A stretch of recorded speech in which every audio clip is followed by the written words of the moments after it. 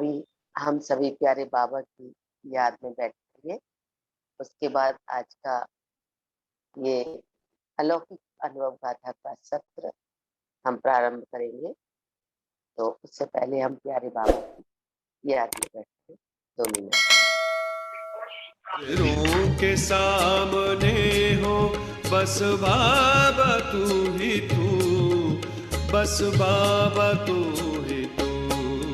मन की यही तमन्ना, दिल की है आरज़ू। नजरों के सामने हो बस बाबा तू ही तू, बस बाबा तू ही तू। मन की यही तमन्ना।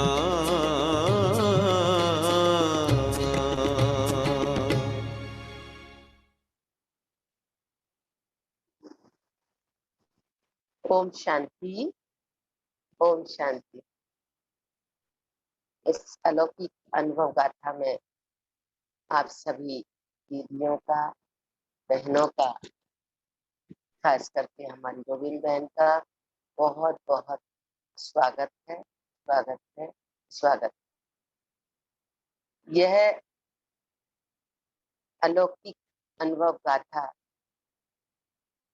आगरा जोन की समस्त छोटी बड़ी दीदियों की इस जूम के द्वारा चल रही है, जिसमें हम प्रतिदिन छोटी बड़ी दीदियों के अनुभव सुनते आ रहे हैं, जिससे हमें प्रेरणा मिल रही है। जिसमें ये अनुभव गाथा हमारी परम आदरणीय बड़ी बहन जी विमला बहन जी के अव्यक्त मास सितंबर मास के तहत रखी गई है, जिसमें अपना अनुभव शेयर करने के लिए आज हमारे बीच में है ब्रह्मा कुमारी रोविन बहन, जो कि अलीगढ़ विष्णुपुरी से आप सेवाएं देती है विष्णुपुरी में। तो रोविन बहन आपका बहुत बहुत स्वागत है, स्वागत है, स्वागत। रोविन बहन, मैं आपसे पूछना चाहूंगी, आपका लौकिक जन्म स्थान कहाँ है? आपका जन्म कौन से सन में हुआ? और जब आप ज्ञान में आई तो कितने वर्ष की रोविन बहन? ओम शांति दीदी। ओम शांति। मेरा लौकिक जन्म अलीगढ़ शहर के पास ही एक गांव में 1994 में हुआ था जी। और वहां तो हम बहुत कम समय रुके थे, फिर अलीगढ़ पे ही बहुत समय हमारा निकला। ज्ञान में क्योंकि फादर की जॉब थी सीआरपीएफ में, अभी भी है, तो वो माउंट आबू में उस वक्त उनका ट्रांसफर हो रखा था, तो वहीं से ज्ञान का जैसे बीज हम लोगों के अंदर पड़ा पूरे परिवार में, तो वहीं से ज्ञान में समझती हूँ मेरे अंदर बुद्धि में था कि सबसे ज्यादा मुझे यहाँ पर ब्रह्मा बाबा के प्रति बहुत ज्यादा मेरा अट्रैक्शन था, आज भी है। शिव बाबा का तो इतना पता नहीं था, बस इतना जानते थे कि भगवान ब्रह्मा बाबा में आते हैं और ब्रह्मा बाबा ही श्री कृष्ण बनेंगे। ये 2 बातें बहुत स्ट्रॉन्ग बिलीफ के साथ मन में थी। तो ज्ञान का जो जन्म है कहीं ना कहीं मैं समझती हूँ माउंट आबू मधुबन बाबा के घर से ही हुआ है। और जो पांडव भवन और पीछे लक्की लेक है, तो बीच में ही गवर्नमेंट क्वार्टर्स बने हुए हैं, वहीं पर हम लोग रहते थे। बहुत अच्छा, बहुत तो सुंदर। बचपन के 5 साल वहां पर बीते। बहुत अच्छा। बेहद के घर में आपका जन्म हुआ, माउंट आबू, जो कि हमारे ब्रह्मा कुमारी ईश्वरीय विश्वविद्यालय का हेड क्वार्टर है। बहुत सुंदर। आपको बाबा का बनने की जो कशिश हुई, वो किस कारण से? ब्रह्मा कुमारी ईश्वरीय विश्वविद्यालय में क्या अच्छा लगा? इसके इसका कारण दीदी कोई ऐसा विशेष कारण नहीं था, क्योंकि ऐसा कभी मन में कभी सवाल भी नहीं थे, कभी ऐसा नहीं कि कोर्स करके मैं ज्ञान में आई, या कोई एक दिन ऐसा आया कि मैं अचानक से ब्रह्मा कुमारी के संपर्क में आई और ज्ञान में, वो बचपन से ही वो सब था जैसा मैंने कहा। तो कहीं ना कहीं वो पिछले जन्म का भी कुछ होगा, तो वो पहले से ही था। और ब्रह्मा कुमारी बनने का जब मैं क्लास 9th में थी, तो उस वक्त ऐसे ही दीदी ने बड़ी दीदी ने मुझसे कहा कि तुम्हें सेंटर पर रहने के लिए चलना है। तब बिल्कुल मन नहीं था, कुछ ऐसे सेंटर के बारे में पता भी नहीं था। लेकिन मैं आ गई थी यहाँ पर, रही, मुझे बहुत अच्छा लगा और धीरे धीरे वो इंटरेस्ट पैदा हो गया रहने का। बाकी कुछ ऐसा विशेष चमत्कार जैसा नहीं हुआ था कि मैं बाबा की बनी, और मुझे लगता है मैं बाबा की ही थी पहले से ही। बहुत सुंदर। तो परिवार में ज्ञान में कौन कौन चलते हैं? कुछ लोग हैं, मम्मी पापा तो है ही, बाकी और भी कुछ लोग ज्ञान में हैं। और पापा का बहुत बड़ा रोल रहा हम लोगों को ज्ञान के तरफ और ज्यादा उसमें आने का। तो पिताजी का बहुत बड़ा रोल था, वो आज भी हमें बहुत सपोर्ट करते हैं। और जैसे बाबा टीचर भी है और पिता भी है, ऐसे ही मेरे जो फादर है लौकिक, वो मेरे टीचर भी हैं।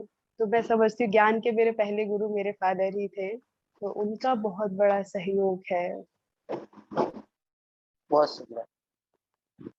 जब ब्रह्मा कुमारी बनी, बाबा के घर में रहना स्टार्ट किया, समर्पित जीवन जीने का संकल्प लिया, जब आपके फादर ज्ञान में है, मदर भी ज्ञान में है, तो हो सकता है आपको शायद विघ्नों का सामना न करना पड़ा हो, लेकिन फिर भी ब्रह्मा कुमारी जीवन जब जीते हैं और समर्पित जीना जी चाहते हैं, सेंटर पर रहना चाहते हैं, तो कुछ ना कुछ तो विघ्न आते ही है, चाहे माता पिता की तरफ से या संबंधियों की तरफ से। तो आपको कोई ऐसे विघ्न आए हो तो उसको सुनाए। विघ्न तो जीवन में कभी नहीं रहे ऐसे, छोटी छोटी चीजें हैं, लेकिन ऐसा नहीं कि वो लक्ष्य से विचलित कर दे। इतनी बड़ी कभी कोई परिस्थिति नहीं आई।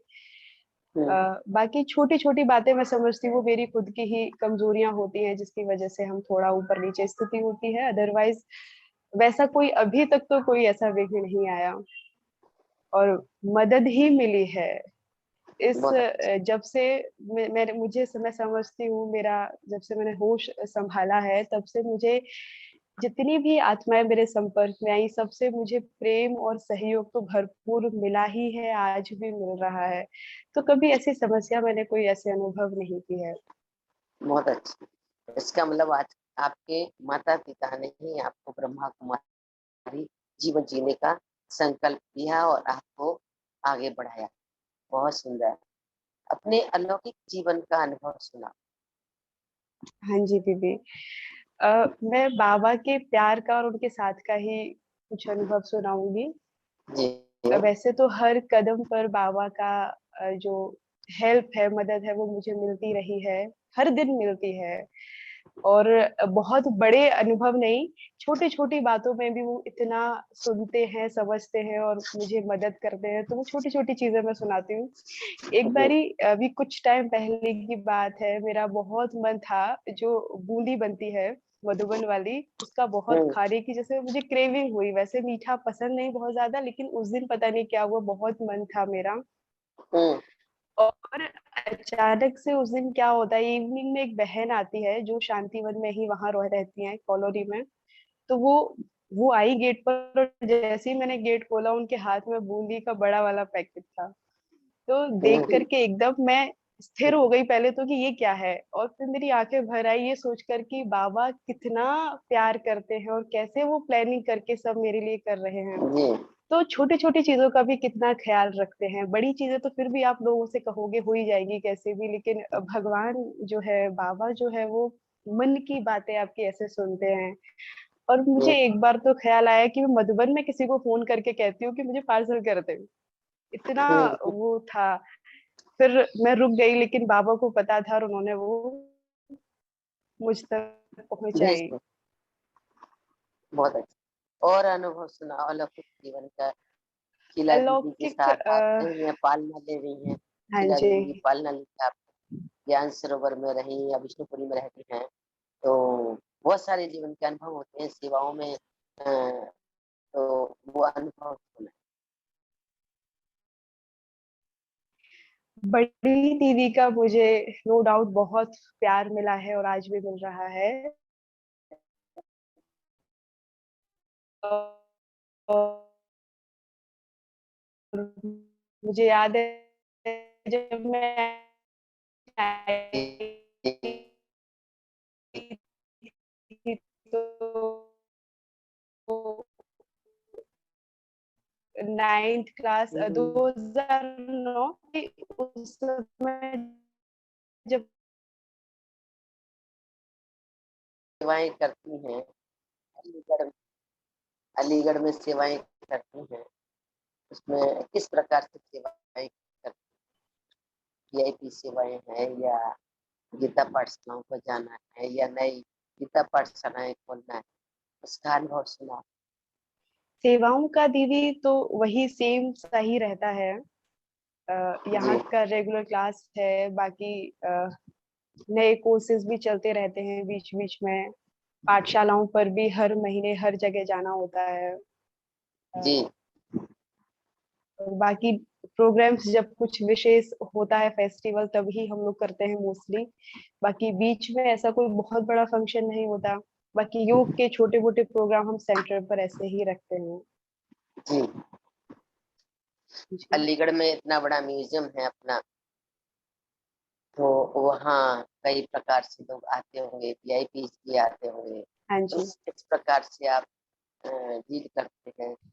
म्यूजियम के किस प्रकार वजह से से माना? बहुत सारी सेवाएं वहां पर हुई है। हम्म, और जब भी कोई बड़ा फेस्टिवल होता है तो हम लोग विशेष म्यूजियम खोलकर उसका विशेष रखते हैं ताकि पब्लिक आए। और अभी भी हाल ही में जन्माष्टमी पर बहुत लोग आते रहे और हमने देखा 11 साढ़े 11 तक बहुत भीड़ वहां पर आती रही और लगातार उनको बाबा का मैसेज मिलता रहा। तो जी म्यूजियम की वजह से काफी सेवा यहाँ पर अच्छी होती है। और कई बार फैमिलीज वाले दिखाने के बीच में रहते हैं। शिवरात्रि पर विशेष जो गुफा है ज्योतिर्लिंगम वाली, उसका दर्शन करने यहाँ भक्त लोग आते हैं। हम्म, और उसी में से फिर कुछ लोग कोर्स के लिए भी आते हैं, तो अभी तो काफी लोगों का ऐसे कोर्स चला यहाँ पर। अच्छा अच्छा, बहुत सुंदर। और कोई अलौकिक अनुभव सुनाओ। हाँ जी दीदी। जीवन में आ, इतने कितने वर्ष हो गए आपको रहते रहते, कौन से साल में आपने रहना शुरू किया, वर्ष में आपने सेंटर पर? 2009 में जैसे मैंने बताया मैं आई थी यहाँ पर। और फिर जैसे ऐसा होता था कि मैं कुछ दिन सेंटर पर रही, फिर कभी जी क्योंकि पापा जब बाहर से आते थे तो मैं घर भी जाती थी। फिर कुछ दिन जी वहां रहना, फिर इधर, ये सब चलता रहा। पढ़ाई मेरी साथ ही साथ चलती रही। 2017 में ही कंप्लीट हुआ सब। तो हम्म, पढ़ाई भी मैंने सेंटर पर रहकर किया। मैं जी कुछ एक दो अनुभव ऐसे ही सुनाती हूँ जी योग से ज्ञान से जुड़े हुए। 3 साल पहले की बात है। तो ऐसी जी दो आत्माएं थी जिनके लिए मैंने विशेष योग किया था, बाबा से कहा था। कुछ जी इविल सोल का कुछ था उनका। तो मैं जी ऐसे ही रात को सोने से पहले 15 या 20 मिनट मैंने वो मनसा सेवा जैसे करते हैं, जितना मुझे आता था वैसे मैंने किया। और फिर मैं सो गई। तो जी रात को मेरी एकदम से आंख खुलती है और मैं बहुत भयानक तरीके से डर जाती हूँ। और एकदम जैसे पसीने छूट जाते हैं। तो हम्म, मैंने घड़ी की ओर देखा तो मुझे और डर लग गया, क्योंकि वो वक्त 12 और साढ़े 12 ऐसा वाला टाइम था, तो और ज्यादा घबराहट हो जाती है। लगातार जी मुझे बहुत डर में थी और एक सवाल मन में आ रहा था कि ऐसा क्यों हुआ, मैंने तो कुछ अच्छा ही उनके लिए बाबा से प्रार्थना की थी, ऐसा क्यों हुआ। हम्म, तो ये सवाल था और डर लगातार। फिर मैंने बाबा को बहुत याद किया, लेकिन वो डर जो था वो खत्म नहीं हो रहा था। तो जी ऐसा करते करते लगभग 20 से 25 मिनट बीत गए थे। फिर ऐसे ही जी अचानक से एक ख्याल आया और फिर मैंने ब्रह्मा बाबा को फील किया अपने पास, जैसे वो मेरे जो बेड के चारों ओर खड़े हुए हैं। 4 ब्रह्मा बाबा मेरे चारों ओर खड़े हुए हैं और बहुत सुंदर एक पावरफुल नेट है और उसमें मुझे कवर किया हुआ है। और ऐसा संकल्प करती, ऐसा विजन बनाते ही 1-2 मिनट, मुझे नहीं लगता 1-2 मिनट भी लगा होगा, फिर तुरंत मैं सो गई थी। लेकिन ये सवाल मेरे जहन में घूमता रहा, लेकिन किसी से पूछा भी नहीं। फिर 1-2 दिन ऐसे ही बीत गए। तीसरे दिन मैं अचानक से बैठी हुई थी नीचे यही हॉल में। तो ये टीवी जी है, इसी में पीस ऑफ माइंड चैनल चल रहा था। तो एक क्लास आ रही थी न्यूयॉर्क वाली दीदी की, मोहिनी दीदी की। तो मन जी नहीं था सुनने का, लेकिन मैं ऐसे ही जबरदस्ती बैठ गई सुनने के लिए। तो उन्होंने मेरे उस सवाल का जवाब दिया बहुत सुंदर, और मुझे समझ में आया कि मनसा सेवा भी कैसे करनी है। तो वो सारी बातें वहां क्लियर हुई। तो ऐसा कभी बहुत लंबे वक्त तक मैं किसी परेशानी में नहीं रहती हूँ। बाबा मुझे नहीं रखते हैं, हमेशा वो निकालते हैं। हर सवाल का जवाब हो, या कोई स्थूल रूप में आई कोई समस्या हो, या शारीरिक रूप से आई कोई व्याधि हो, बाबा बहुत आसानी से मुझे उससे निकालते हैं। ऐसा बहुत बाबा अच्छी, का बहुत प्यार है। बहुत सुंदर। बड़ी बहन जी के साथ का अनुभव सुनाओ। अभी बड़ी बहन जी अलीगढ़ भी आते रहे हैं और आप आगरा भी गई होगी, तो कोई ऐसे अनुभव हो तो वो अनुभव सुनाओ। बड़ी बहन जी बहुत, नो डाउट, बहुत विशेष, वो रत्न है, आदि रत्न है। और उनके जैसे मैं अभी लगातार अनुभव सुन रही थी, इसमें भी कई सारे अनुभव मैंने सुने दीदियों के। और उससे पहले भी मैं बहन जी के बारे में बहुत कुछ सुनती थी। देखा मैंने जी कुछ बार है, सिर्फ एक बार मेरा उनके साथ जैसे बातचीत वाला रहा था कि मैं आगरा गई थी। तो उन्होंने मुझसे बस एक बात कही थी जो आज भी मेरे जहन में है और बहुत क्लियरली है, कि तुम्हें कोई भी समस्या हो तुम कहीं मत जाना, मेरे पास आना। तो वो एक उन्होंने ऐसे ना जैसे कोई अपना कह देता है कि तुम कहीं मत जाना, मेरे पास आना। तो ये मुझे बहुत अच्छा लगा था। और जी। वो शायद मेरी पहली मुलाकात बड़ी दीदी के साथ थी। बड़ी हम्म। दीदी के साथ हम लोग गए थे वहां पर। बहन जी के बारे में मुझे कुछ चीजें मैं कभी कभी सोचती हूँ, तो मुझे लगता है कि वो आज भी हैं। और शायद वो, मुझे नहीं पता, वो आगरा में दिल्ली से थे, दिल्ली में थे ना उनका बर्थ। तो ना ना, अब दिल्ली जो का उनका बेटा। नेक्स्ट, हाँ। अच्छा, तो मुझे लगता है कि अब उनका नेक्स्ट बर्थ आगरा में ही हुआ होगा, नो डाउट। और आगरा में ही उनका एक बहुत बड़ा पार्ट जैसे खुलने को तैयार है, और अभी जो बड़ा वहां पर सेंटर बन ही रहा है। तो बहन जी का बहुत बड़ा रोल आज भी एक नए रूप में वहां रहने वाला है। तो बहुत सेवाएं वहां होंगी। तो बहन जी आज भी पूरे क्षेत्र में अपनी कृपा दृष्टि और उनका जो स्नेह है वो आज भी बरस रहा है। तो, बिल्कुल बिल्कुल। और दीदी मैं सुनती थी पहले कि बहन जी का ये लक्ष्य था कि वो 108 की जो माला है उसमें आने का। तो ये मुझे हम्म। बहुत टच हुई बात, और ये लगता था कोई इतना कॉन्फिडेंस से कहता है, इसका मतलब पुरुषार्थ कितना ऊंचे स्तर का होगा उनका। तो जी उनकी जो विशेषताएं हैं, मुझे उतना मौका नहीं मिला, मैं उतनी भाग्यशाली तो नहीं रही कि उनके साथ बहुत ज्यादा वक्त बिता पाती। और हम्म। परंतु मुझे याद आता है अभी भी उनकी विशेषताएं सुन करके कि काश अगर मैं होती तो कुछ वक्त बिताती। बिल्कुल, बहुत सुंदर। और शायद ड्रामा ही ऐसा बना हुआ था, हाँ जी। इसलिए ज्यादा समय आपको नहीं मौका मिला, लेकिन फिर भी आपने उनकी दृष्टि ली, ये भी आपका परम सौभाग्य है। हाँ जी। शायद 4 साल पहले आपका समर्पण भी हुआ था हाँ मधुबन जी। में। हाँ जी दीदी। तो जब आपका समर्पण हो रहा था उस समय आपको कैसा फील हो रहा है? जैसे लौकिक में शादियां होती है ना हाँ जी। बहनों की, तो उनका अलग होता है। तो यहाँ आपको कैसा लग रहा था? डायमंड हॉल की आप स्टेज पर बैठी थी, आपको क्या फील हो रहा था? अ, एक दो बात मैं इस बारे में कहूंगी। मैं उस वक्त जी कहीं ना कहीं ब्लैंक थी। खुशी थी, लेकिन इतना एकदम से नहीं था कि बहुत जुनून था मुझे एकदम से कि क्या हो रहा है। बहुत नॉर्मल थी उस वक्त में।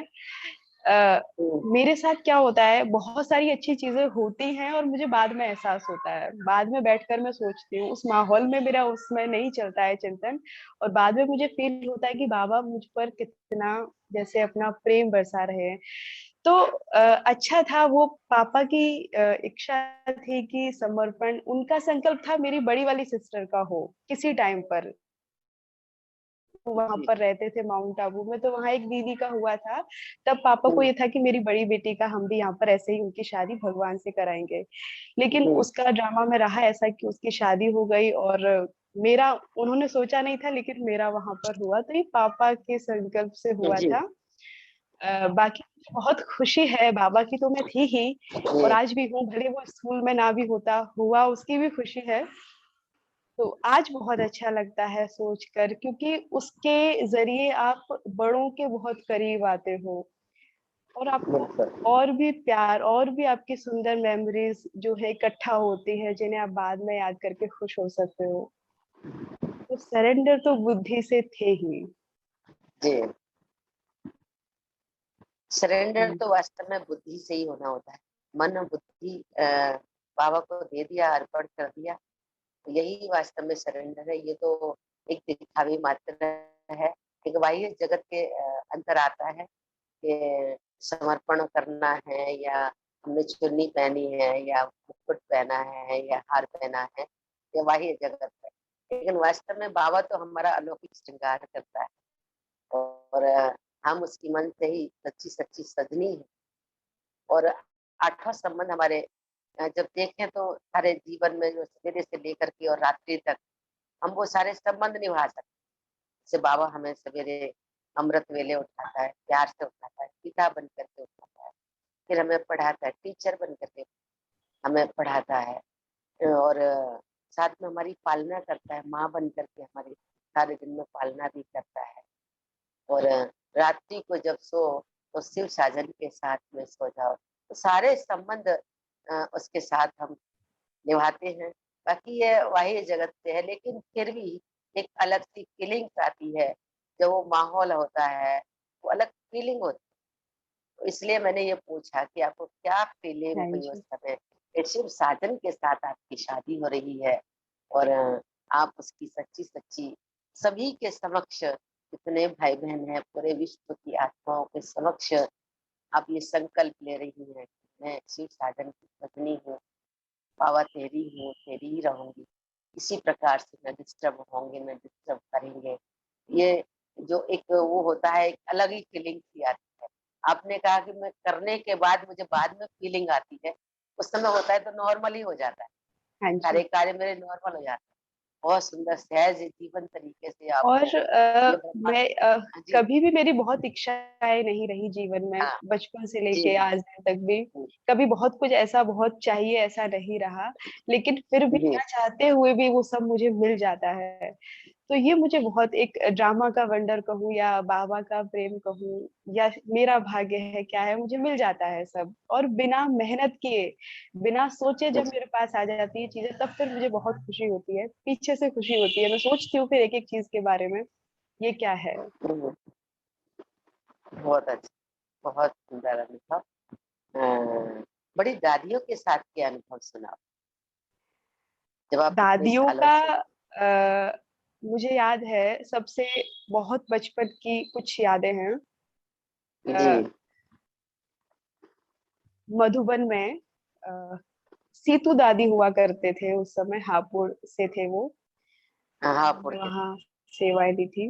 तो जो जी मेरे फादर का जो था, उनका जो जन्म था ज्ञान का, उनकी जो मदर है वो वह थी। तो हमारा उनके पास आना जाना बहुत होता था। जी। छोटे थे, पिताजी लेकर जाया करते थे। तो मुझे याद है जो तोसा एक टोली होती है बाबा के घर में, वो बचपन से खाई है और वो मुझे आज भी बहुत पसंद है। उसको हम तो लोग कैप्सूल कहते हैं।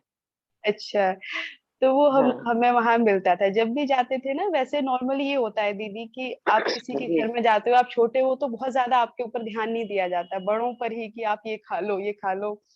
लेकिन हम्म, बाबा के घर में मैंने देखा कि बच्चों को भी बिल्कुल, बच्चों को तो बिल्कुल ही नहीं छोड़ते हैं। तो उनको तो बाबा के घर की टोली, तो वो मुझे बहुत याद है। एक बारी न्यू ईयर का दिन था, मैं और मेरी बड़ी वाली सिस्टर गए हुए थे। तो वहां बहुत सारे ग्रीटिंग्स रखे हुए थे, तो दादी ने अपने आप ही कहा कि आप अपने आप चूज करो। तो फिर मैंने एक लिया, उन्होंने, मेरी सिस्टर ने लिया। तो वो सारी चीजें मुझे याद हैं। और जब वहां से ट्रांसफर हो रहा था, जब हम अलीगढ़ आ रहे थे, तो वहां जो बाबा का रूम है, वहां बाबा के रूम के गेट पर खड़े होकर के दादी जी ने हमें सौगात दी थी। तो एक बैग हुआ करता था उस समय, डार्क ब्लू कलर का, जिसमें एक कार बनी रहती थी, ये आत्मा वाले जो चित्र में है। जी। तो वो हम सबको तोहफे में दिया था। तो वो बहुत साल तक हम लोगों के पास था, हमने संभाल कर रखा हुआ था। क्या तो लिखा था उतना तो उसमें? आ, यही था शायद, अब मुझे लिखा हुआ इतना ध्यान नहीं, पर एक कार थी ये वाली जिसमें आंखें बनी हुई है। समझे? अच्छा, बहुत सुंदर। अच्छा, सीतू दादी की और याद फिर में। उसके हाँ बाद फिर 2009 में मैं अलीगढ़ से गई थी मधुबन, नवंबर जी के मास में। यहाँ से मैंने बाबा मिलन पहली बार किया था। जी और मेरा जो विशेष दादियों में रहा, वो दादी गुलजार दादी के प्रति मेरा बहुत आकर्षण रहा शुरू से ही। और जी अभी दादी के जाने के बाद तो और वो इतना तीव्र हो गया। और ये होने लगा कि जिस दिन मैंने सुना कि दादी अब नहीं रहे अपने स्थूल शरीर में, तो अचानक से ऐसे ही प्लान बना और सब फिर हम लोग चले गए। और अब तक दादी के 4 बार मैं भोग में शामिल हुई और मुझे इस बात की बहुत खुशी हुई। अभी हाल ही में ओआरसी जाने का जो प्रोग्राम बना था, तो वो भी ऐसे बना कि दीदी का शायद नहीं था जाने का। तो यहाँ से एक बहन ने पूछा था, दीदी ने मना किया कि नहीं जाना है करके। तो मुझे लगा मैं भी पूछूंगी तो मना ही कर देंगी, लेकिन अंदर में वो इच्छा बहुत थी। तो मैंने वहाँ महिमा बहन को बोला कि मेरा बहुत मन है वहाँ जाने का। उन्होंने दीदी से कहा और फिर दीदी का अपने आप ही फोन आता है एक दिन पहले, और मेरा जाने का प्लान बना।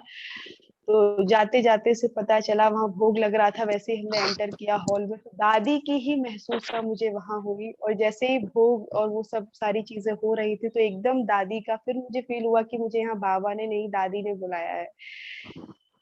तो दादी कैसे खींच करके, हम मधुबन में भी कहीं भी होते हैं तो भोग लग रहा होता है, कुछ भी याद नहीं रहता है, लेकिन भोग में जाकर वहां पर हम शामिल हो जाते हैं। तो दादी कहीं ना कहीं से खींच के मुझे बुलाती है। और जब मैं मधुबन से आई फैब में, दादी के उसके बाद में, तो लगभग 20 से 25 दिन ऐसा रहा कि हर दिन दादी किसी ना किसी रूप में मेरे सपने में आती थी। 20 से 25 दिन लगातार ये सब चलता रहा। और मुझे, क्योंकि हम जी वैसे तो बहुत ज्यादा नहीं मिले थे, बाप दादा मिलन में ही उनको देख पाते थे, तो बहुत खुशी होती थी। फिर एक दो बार ऐसा हुआ मैंने किसी से कहा, तो फिर वो चीजें फिर होना बंद हो गई। बाकी दादी से मैंने स्वप्न में बहुत मिलन मनाया। हर दिन दादी बहुत मेरे आती थी सपने में। बहुत अच्छा, बहुत सुंदर अनुभव। ये मैं पूछना चाहूंगी कि वैसे तो आपने कहा कि मेरे साथ तो सब सहज सहज हो रहा है, किसी प्रकार के कोई विघ्न नहीं आए, कोई समस्याएं नहीं आई और सहज ही प्राप्तियां भी हो रही। और आपने एक अनुभव में सुनाया कि बाबा की मुझे विशेष मदद मिली, बहुत डर भी लगा और रात को पसीने आ गए, तो बाबा की मदद का प्रकार से ऐसा अगर कोई बाबा की मदद का और कोई अनुभव हो तो वो अनुभव भी हाँ शेयर जी। करें। अ, मेरा ग्रेजुएशन फर्स्ट ईयर था। जी और मैंने सेंटर पर रहकर ही पढ़ाई की है, क्योंकि पास में ही कॉलेज था। हम्म, तो एग्जाम होने से 2 दिन पहले ही ऐसा था कि हमको हॉल टिकट लेके आना था वहां से। और वहां कुछ ऐसा हुआ कि एक जो लड़की थी, उसने डुप्लीकेट साइन करके वो हॉल टिकट लेना स्टार्ट किया, और उसने आगे की कम से कम 15 से 20 लड़कियों के साइन कर दिए ऐसे ही फर्जी। और वो लोगों को मिल गए थे। तो मेरी एक फ्रेंड थी, उसने मेरा फॉर्म फिल किया और उसने अपने आप ही उससे साइन कराया और वो सबमिट किया।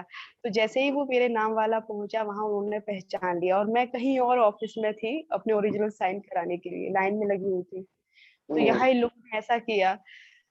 तो फिर उन्होंने पकड़ लिया कि नकली साइन है सर का। तो उसके बाद में जी उन्होंने कहा अब तुम्हें हॉल टिकट नहीं मिलेगा, और उसके एक दिन छोड़ के अगले दिन एग्जाम था।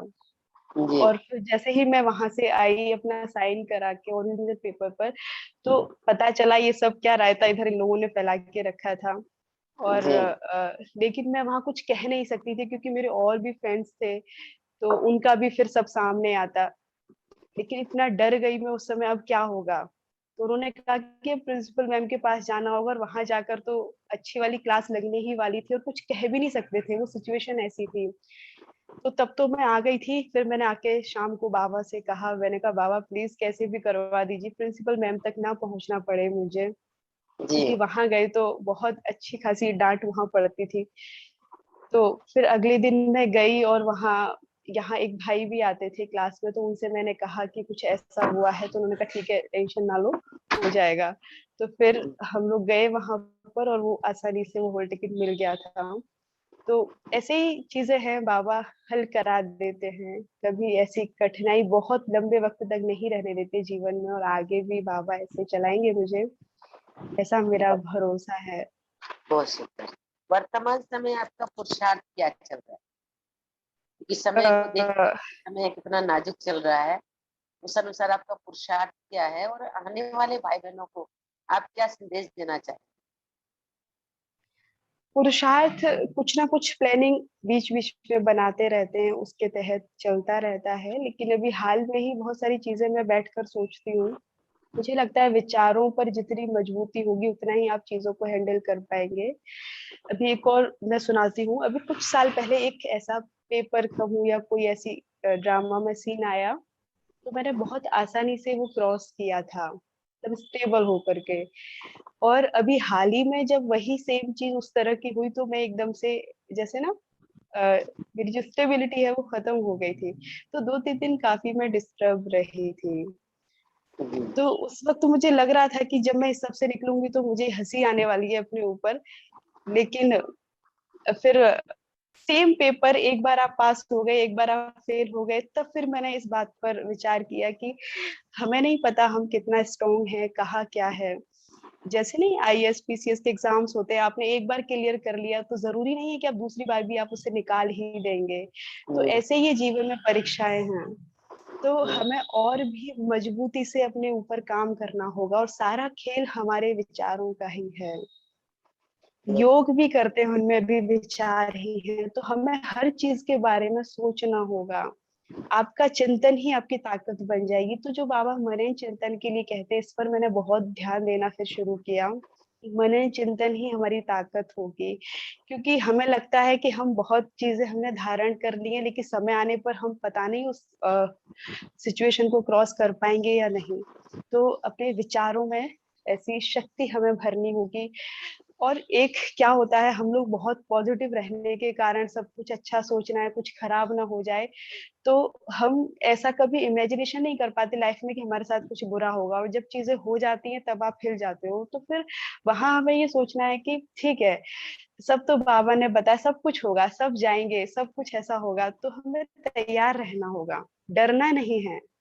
जी। तो कोई भी सिचुएशन आए, आप पहले से तैयार हो उसके लिए। अचानक से आएगी तो घबरा ही जाओगे, इसलिए रेडी रहना है, आपको सोचना है। बिल्कुल, हर समय रेडी रहना। बहुत सुंदर। अपने विचारों को शुद्ध बनाना है, श्रेष्ठ बनाना है। बहुत सुंदर। और आपकी हॉबी क्या है? मुझे वैसे सफाई करके उसको, चीजों को सजाना बहुत अच्छा लगता है। डेकोरेशन का मुझे बहुत शौक है दीदी। और जी। मुझे अ, गाना गाना बहुत अच्छा लगता है, डांस बहुत अच्छा लगता है। दो लाइन ऐसी सुना ये दो, क्रिएटिविटी वाली चीजें। दो गाने की लाइन सुना दो। और लास्ट लॉकडाउन में मैंने कुछ 1-2 गीत लिखे भी थे, वो रिलीज भी हुए थे। और हम्म, मैं अपना ही लिखा हुआ एक बहुत पुराना भजन है, वो हम्म, उसकी 4 लाइन में सुनाती हूँ। बहुत सुंदर। स्वागत है। Thank you. तेरा भजन, तेरा मनन, तेरी ही धुन, तेरी लगन, तेरी शरण आए भगवन। तो तूने किया मेरे मन को अमन, तुझसे मिला परमानंद, तो खिल उठा ये चितवन। ऐसे कुछ लाइंस थी। बहुत सुंदर। बहुत अच्छा।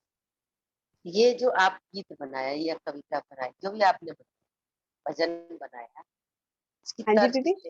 तर्ज किसने दी? ये खुद ही हो गया था, सब बाबा ने ही अच्छा, करवा दिया था मुझे। खुद ही राइटर हो और खुद ही उसके संगीतज्ञ हो। बहुत अच्छा। आपको बहुत बहुत शुभकामनाएं और बधाई।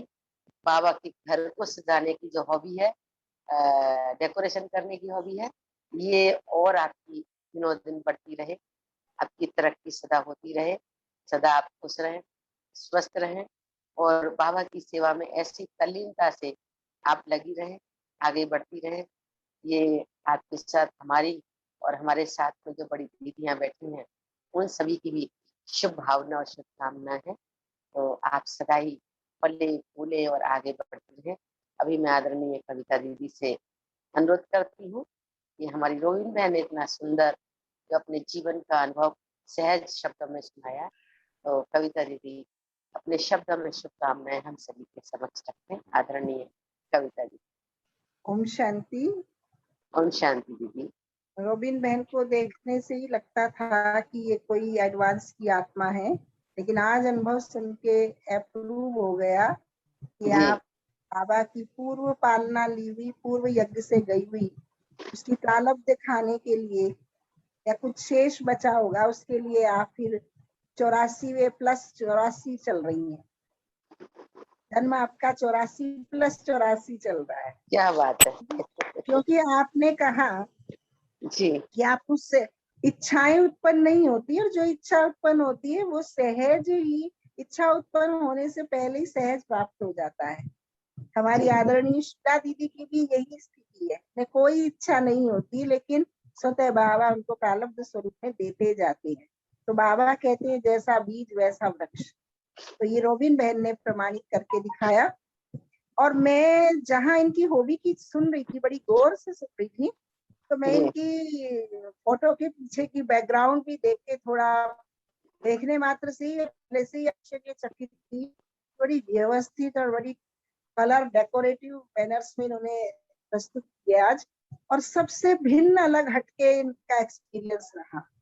बहुत बिल्कुल। शक्तिशाली बोल, बहुत कम शब्द और बहुत कंक्लूजन वाली बातें आपने कही।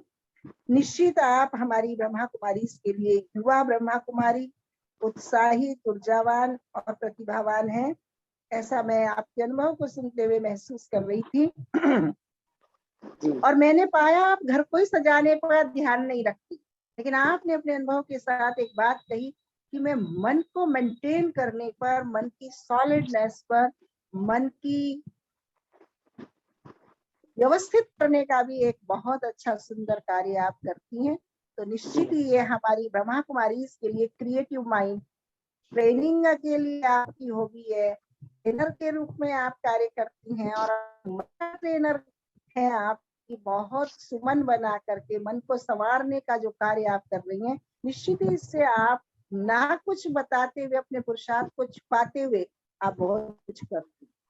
इसलिए बाबा के गुप्त बच्चे छुपते नहीं है, वो प्रत्यक्ष होते हैं। जैसे आज आप अनुभव के माध्यम से हम सभी आगरा क्षेत्र की बहनों के सामने प्रत्यक्ष हुई। मैं नहीं समझती कि आगरा क्षेत्र की बहुत सारी बहनें आपसे बहुत ज्यादा परिचित होंगी, लेकिन आज अनुभव को सुन करके सबने आपकी अलौकिकता, दिव्यता और आपकी सुंदर श्रेष्ठ भविष्य की एक्सीलेंसी की कामना के भाव सबके हृदय से निकल रहे हों, ऐसा मैं समझती हूँ। और मैं रोबिन बहन के जैसे बेहद घर से आपका जन्म हुआ, ऐसी बेहद सेवाएं और बेहद ऊंच पद की स्वर्णिम कामना करती हूँ। इन्हीं शब्दों के साथ जो जून मीटिंग में जुड़ी हुई सभी आगरा की बड़ी छोटी बहनों का मैं हृदय से शुक्रिया करती हूँ कि हम सब यूं ही मिलते रहें, छोटों को बड़े और बड़ों को छोटे उत्साह देते रहें, और संगम की सुहानी घड़ियों का आनंद लेते रहें। ओम शांति। बहुत बहुत शुक्रिया दीदी आपका। थैंक यू दीदी। अभी एक बात मुझे कहनी थी। हाँ वैसे अभी मुझे अचानक से ऐसा थॉट आया, जी क्योंकि दादियों से कभी ऐसे बहुत विशेष ऐसी पालना नहीं मिली कि उनके साथ हम रह पाते। जैसे मैं सुनती हूँ तो बड़ी याद आती है और मन में एक ये रह जाता है कि नहीं थे। तो अभी मैं वहाँ मधुबन में शांति स्तंभ पर बैठी थी। मुझे खास जो मेरा जो अट्रैक्शन है मधुबन में दो जगह का है, शांति स्तंभ और बाबा का रूम। तो मैं हर दिन फोन में भी देखती हूँ लाइव। तो ऐसे ही मैं बाबा से कह रही थी कभी नहीं देखा, कुछ चेहरे ही देखे लौकिक स्कूल में। तो अचानक से बाबा ने सब कुछ मुझे वहां दिखाया। शांति स्तंभ का जो व्हाइट वाला एरिया है नीचे, आवाज चलेगी आपका, स्पीकर बंद हो। फिर मुझे इतनी खुशी हुई कि सब कुछ बाबा ने दिखाया वहां पर, हर एक एक दादी एक एक करके सब कुछ मुझे वहां, जैसे ना टीवी में आप देख रहे हो वैसा मैं वहां देख रही थी, तो मुझे बहुत खुशी हुई। फिर भट्ठी के दौरान ही ये सारी चीजें मन में आती थी कि क्यों नहीं मिल पाए, तो अभी मुझे हाल में ही ख्याल आया कि आगरा में भी बड़े बड़े काफी दीदी हैं, तो उनका भी हमें ऐसा कभी नहीं मिल पाता। तो अभी जो भट्ठी वहां पर हुई थी, जिसमें मैं यहाँ से मैं और मेघना बहन गए थे, तो बहुत अच्छा लगा था, बहुत सुंदर वहां मुझे लगा। तो ऐसा जी आगे भी मैं चाहती हूँ, ऐसा कुछ बाबा बनवाते रहे प्रोग्राम, महीने 3 महीने में तो हम लोग सब वहां पर आए और आप सबका हमें फिर से सानिध्य मिले और पालना मिले, तो ताकि हम और भी सुंदर अनुभव अपने इकट्ठा करें जीवन में। बस तो कुछ अगर ऐसा पॉसिबल हो तो। जरूर जरूर, जरूरी है, जैसा बड़ों जरूरी की राय, जैसा बड़ों की राय होगी। और अभी 2 मिनट का समय है, मैं ज्योत्सना बहन जी से भी कहूंगी कि क्योंकि 2 मिनट रह गए हैं, मैंने कहा ज्योत्सना बहन जी आप भी अपनी कुछ शुभकामनाएं हमारे समक्ष रखें रोविंद बहन के प्रति। ज्योत्सना बहन जी। ओम शांति। बहुत सुंदर अनुभव रहा जी बड़े, मैं ध्यान से सुन रही थी। रोबिन बहन को बहुत बहुत धन्यवाद, बधाई। और मैं उसकी जो व्यक्तित्व है उससे, आज मैंने जो सुना है उससे काफी प्रभावित हूँ, और मैं समझती हूँ कि वो अवश्य अलीगढ़ क्षेत्र को बहुत आगे ले जाएगी। शीला दीदी को ऐसा एक अनन्य रत्न मिला हुआ है, तो मैं समझती हूँ, जैसे कि आपने एक बात कही थी कि वीआईपी सेवा के लिए आप क्या कर रहे हैं, कैसी सेवाएं चल रही हैं, तो मैं ये उसके व्यक्तित्व से मैं समझ रही हूँ कि अवश्य ही रोवन बहन एक विशेष सेवाएं स्टेज पर जरूर देगी। वो उसके अंदर वो कला है, वो आर्ट है, जी वो विशेषताएं हैं उसके अंदर, और मेरी उसके लिए बहुत ढेर सारी शुभकामनाएं। ओम शांति। बहुत बहुत शुक्रिया ज्योत्सना बहन जी। और ये वास्तव में बिल्कुल एक अलग ही हट करके अनुभव हमारे रोबिन बहन का रहा। और रोबिन बहन के अनुभव को देखकर कितनी खुशी हो रही है हमारी मंजरी बहन को, कि मंजरी बहन भी 2 शब्द कहना चाहती हैं कुछ रोबिन बहन के लिए। तो मंजरी बहन आप 2 शब्द कहिए। ओम शांति। वैसे तो रॉबिन बहन का मतलब नाम ही मालूम था पहले, लेकिन जैसा कि अभी शीला बहन जी की तबीयत खराब हुई थी, तो उस समय मन रूबरू हुए, साथ रहने का भी बहुत अच्छा अनुभव मिला, क्योंकि दूर दूर रहने से हमें इतना अनुभव नहीं मिल पाता जितना कि पास रहने से हम किसी को जान पाते हैं। ये भी एक बहुत बड़ा अच्छा माध्यम है कि हम सभी के अनुभव सुन पा रहे हैं, क्योंकि जो भी परिचित ही नहीं है, जिनको हम जानते नहीं हैं, उनके बारे में भी जानने को हमें बहुत कुछ मिल रहा है। लेकिन जब मैंने रॉबिन बहन के साथ, तो मैंने देखा कि रॉबिन बहन बहुत सरल नेचर की हैं, बहुत सहज भाव, बहुत मिलनसार, और बड़ों का सम्मान करने के साथ साथ उनका केयर करने वाली, और माने किस तरह से सबके लिए एक शुभ भावना रखने वाली हैं कि अगर वो कुछ खा भी रहे हैं तो सबके लिए होना चाहिए। तो मैंने जैसे अभी आदरणीय कविता दीदी ने कहा कि एडवांस वाली आत्मा है और उनको जैसे कि सहज मिल जाता है, तो जैसे कि छोटी सी उम्र से ही इनको इतना कुछ सहज भाव से मिल गया है, जैसा कि वो अपने मुख से भी कहती हैं और हम सब अनुभव भी करते हैं। तो ये कोई आम बात नहीं है, ये बात हम नेचुरल अनुभव करते कि जरूर वो विशेष आत्मा है और वो हमेशा खुश रहती हैं, दूसरों को खुश रखती हैं। तो ये एक बहुत सरल और बहुत अच्छा गुण है, और उनके अंदर विशेषताएं तो बहुत सारी हैं, क्योंकि जब भी वो यहाँ रही तो उन्होंने यहाँ का वातावरण, चाहे वो संगीत के माध्यम से, इतना थकने के बाद भी सेंटर पर आती थी तो वो एक अंताक्षरी का प्रोग्राम रख लेते थे ताकि माहौल हल्का फुल्का भी हो जाए। तो बहुत उन्होंने अपना सहयोग दिया, और सफाई का गुण भी हमने देखा कि बहुत अच्छा गुण था। तो हमेशा आगे बढ़ते रहे, हमारी ये शुभ भावना, शुभ आशा है। ठीक है, बहुत बहुत थैंक बधाई यू हो। दीदी। बहुत बहुत शुक्रिया मंजरी बहन आपका, और सभी दीदियों का इतना स्नेह, इतना प्यार। और रोबिन बहन भी गदगद हो रही हैं सुन सुन करके, देख देख करके। प्रोविन मैन को बहुत ढेरों सारी शुभकामनाएं हैं, बधाई है। शांति।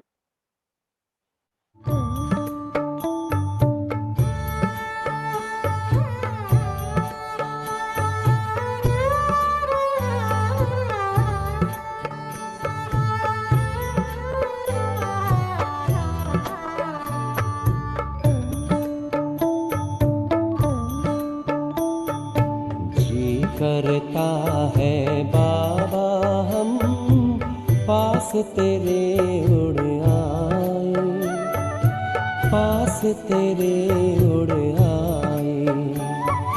जो पिंजरे से उड़कर पंछी नीले गगन में जाए, पास तेरे उड़ आए। जी करता है बाबा हम पास तेरे उड़ आए, पास तेरे उड़ आए।